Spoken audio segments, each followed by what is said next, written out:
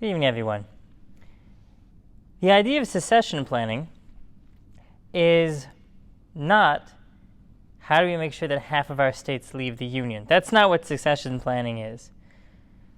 Secession planning is making sure that you have a protocol in place for what happens when a transition, either at a job or in a family situation, for how things are going to play out afterwards. Sometimes they take the form of a will and the other instructions about breaking up an estate. Sometimes they take the form of a instruction document as to who is going to take over what aspect of business responsibility as certain employees retire. We have the concept of secession planning in our parsha this week, Parshas Pinchas.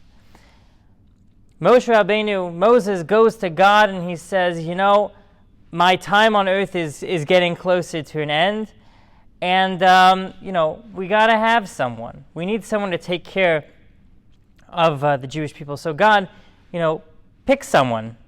Make sure that there is a clean transition of leadership from myself onto my successor. And if you look carefully at those verses, Moshe is emphasizing to God that the leader of the Jewish people is to shepherd the Jewish people as they come and as they go, to make sure that they're taken care of. And we see this idea throughout the Torah that Jewish leaders often have this quality of being shepherds. And God says in a number of midrashim that, to paraphrase, if you can take care of a flock of sheep, you can take care of my people, of the Jews. And it takes a little bit of understanding, what does it mean to be a shepherd and a shepherd of other people? So a shepherd is designed to make sure that the flock come back home safe. A shepherd has not done his or her job if fewer sheep come back at the end of the pasturing. If bandits come and steal some sheep, if wolves come and eat some of the sheep, if some of the sheep die because the shepherd drove them too hard and they got exhausted and they died, the shepherd hasn't done his job. It's the shepherd's job to make sure that as many, if not more, sheep come home at the end of the journey. And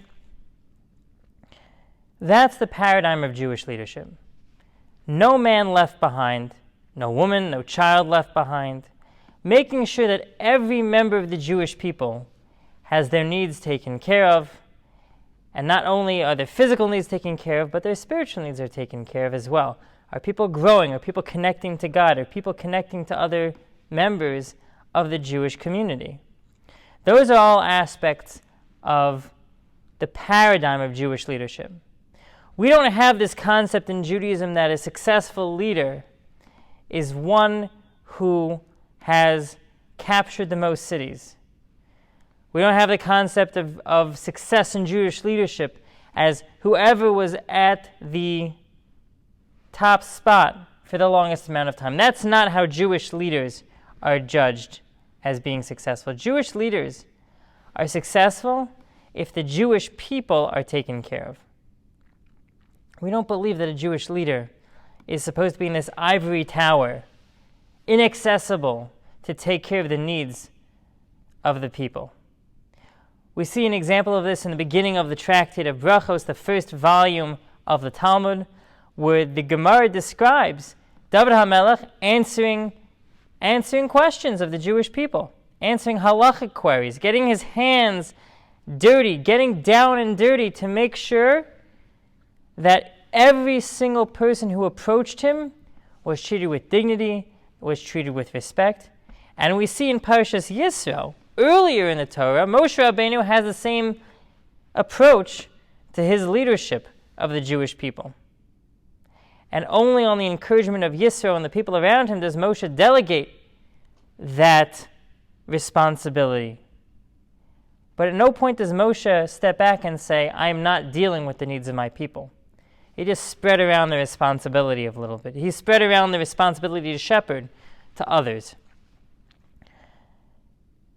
The message for us is that even if we don't feel that we are leaders, it's to remember that the aspect and the focus of Jewish leadership is taking care of those who need help. It's for giving assistance to other people. It's for lending a hand.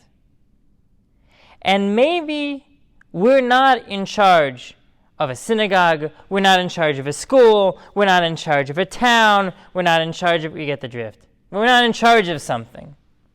That doesn't mean we should not have a proactive approach to looking out for the needs of other people, to make sure that everyone around us is taken care of. We are all leaders, if we really think about it. We lead families, we lead different aspects of business for each one of us in our own way. We lead a lot more than we think we do. We just have to look inside and say, what opportunities am I able to help out? And what opportunities can I help out in a committee in a shul? Can I step up to a subset of leadership to make sure that things are getting taken care of? Maybe it means helping set up a kiddush. Maybe it means helping clean up a kiddush. Maybe it means helping set up an event. Maybe it means making sure that an elderly resident of our community has the ability to go to their doctor appointments. Stepping up, taking care of things, being proactive, that is successful Jewish leadership. And that is the charge that each one of us has to lead in chesed, to lead in kindness, to lead in taking care of other people, and to succeed in that leadership. Have a great week.